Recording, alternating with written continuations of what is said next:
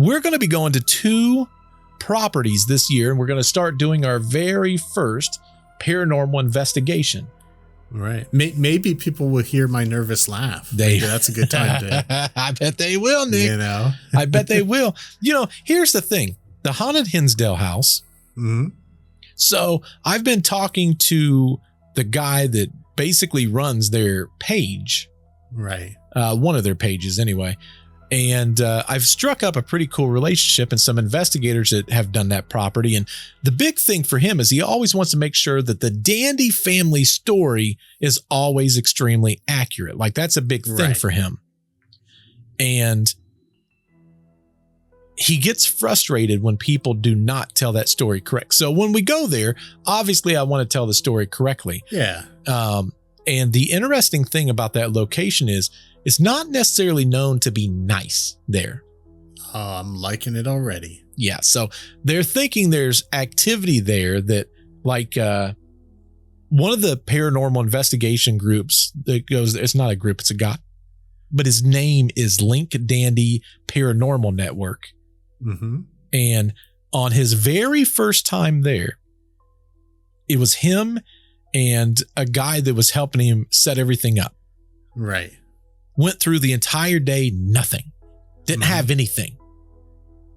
He's laying in bed. And when he's laying in bed, he hears the sound of the doorknob turning from the outside. That's spooky. I can hear it in my mind's eye. Me too. It's kind of spooky. And my mind's ear, I guess. So he hears this and he goes, oh, crap.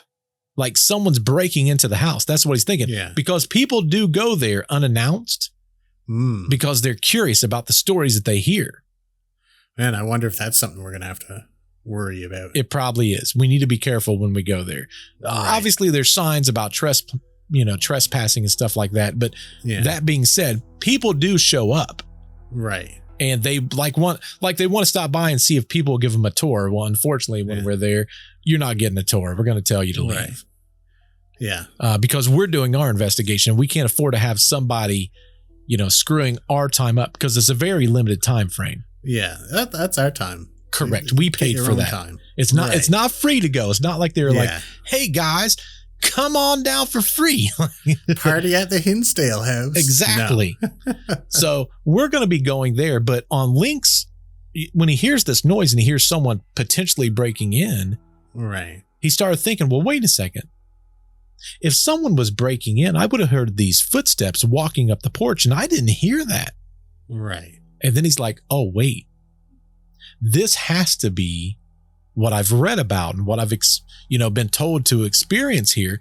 This has to be a ghost rattling the doorknob. So he said, once he figured that out, he's like, well, shoot, now I'm going to go to sleep. And he just fell asleep. Well, man, that must have been a stress sleep or something. That seems like the time I'd wake up. That's me too. But listen, he's, maybe for him, it's just not as big of a deal. When he woke up the next morning, he had a bite on his hand. Oh. A bite mark. Now, the interesting thing about the bite mark, and for those of you that's listening, I'm sorry. If a regular person's going to bite, because it was the inside of where the thumb and the fingers come in, a regular bite would occur, kind of like in a circle like this. Like if know, this bite mark was the opposite direction. So like if you're looking at the back, it would have went like up, like almost up like this. Yeah, that's a big mouth. That's a huge mouth. He said it almost was like dentures is the best way he could explain it. But for the thing to be able to bite him, it would have had to have bit him from the wrist pointing towards the thumb and the fingers. Right. So that's how weird. He was like, well, this is impossible. Like I can't even replicate this because, in addition to that, he had scratch marks on his thighs. And he had a burn on his lip. A burn on his lip. A burn on his lip. It's almost like someone took a cigarette and put it right on their. Oh, geez. Right on their lip. I hope my beard don't get melted. That's what I was thinking. Yeah. But I'm like, man, how spooky is that? But we're going to be going to those properties. And one of the things that people talks about is they wonder if there's like a demon there, or some people think that it's possibly like elementals that are there. But there's a very good possibility that there's demonic activity there Right. And I'm curious how that's going to go. That's my jam. That is your jam.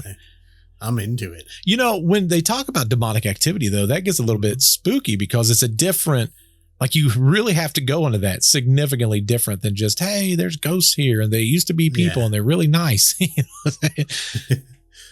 I don't say that about ghosts ever. Oh, I do. I think all ghosts are mean. I want to think they're all nice. No, I want to think they're all mean.